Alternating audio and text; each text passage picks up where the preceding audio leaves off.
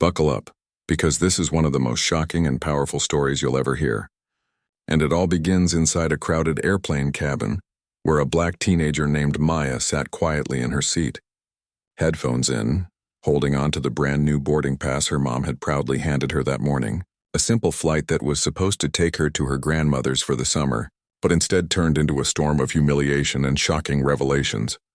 When a flight attendant with a smug smile leaned down and said, "Sweetheart, I'm going to need you to move.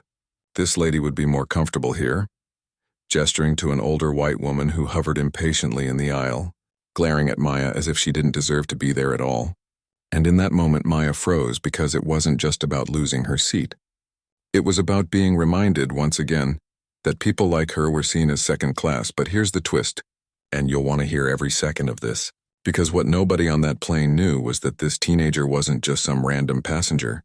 She was the daughter of the airline CEO, a company her late father had built from scratch, and the woman she was about to confront, she had no idea she was about to step into the most humiliating irony of her life. Don't forget to like, subscribe, and watch till the end, because you won't believe the way justice came full circle here. Now let's rewind and take you inside this journey. The hum of the plane mixed with impatient sighs as the white woman leaned closer, her pearls clicking against the tray table as she snapped, "Come on, move already, this isn't hard." And the flight attendant, emboldened by the woman's tone, reached for Maya's backpack as if to help her relocate.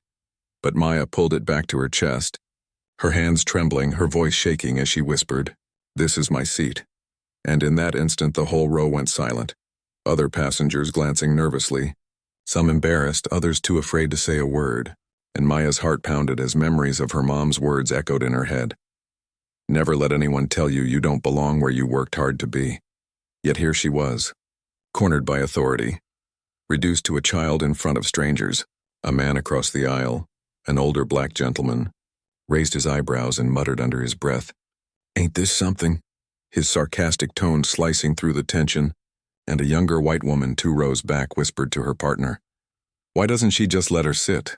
The weight of centuries of bias wrapped up in that one sentence. And then the captain's voice crackled overhead, completely unaware of the chaos unfolding below, reminding everyone to buckle in.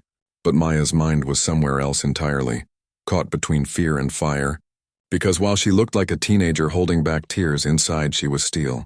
And with a deep breath she straightened her back and said, louder this time, "This is my seat and I'm not moving," which drew gasps, a couple of claps from the back, and a scoff from the older woman who rolled her eyes and muttered, "Figures."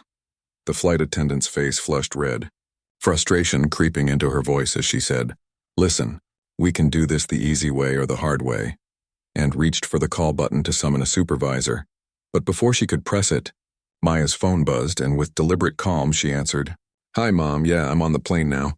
But they're trying to move me from the seat you booked, can you believe that?" And when her mom's voice carried loudly enough for everyone nearby to hear, "What?"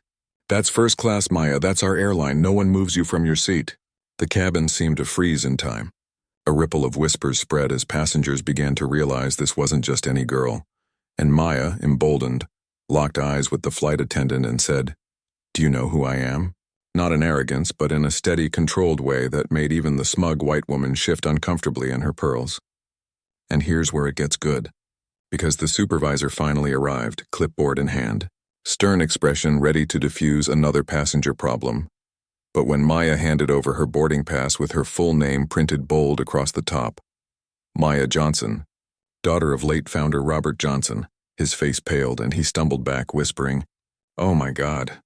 You could feel the collective energy shift, passengers leaning in, some even pulling out phones to record, because the irony was delicious. The very staff trained to uphold the airline's values had just tried to humiliate the young woman who literally owned the place. And Maya, though shaken, couldn't resist the sting of humor in her voice as she turned to the white woman and said, "Don't worry, ma'am, if you want a more comfortable seat, I'll make sure the airline provides you with one on another flight," which drew laughter, cheers and applause that filled the cabin, the sound of collective relief and long overdue justice. The flight attendant's shoulders sank, her smugness evaporated, and for a moment she looked like a scolded child. But Maya didn't gloat.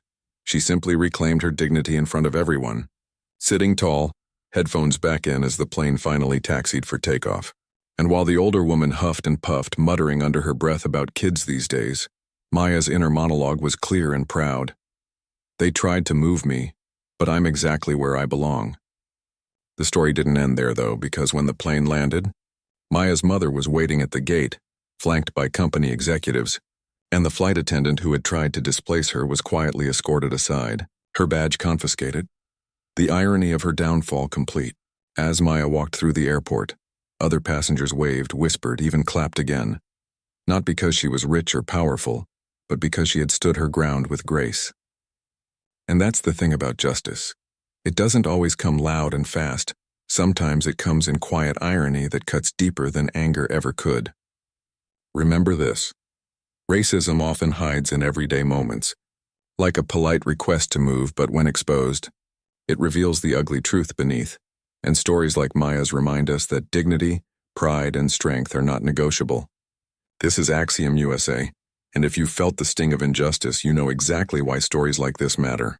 Don't forget to subscribe because we're bringing you more real, raw, and unforgettable moments just like this one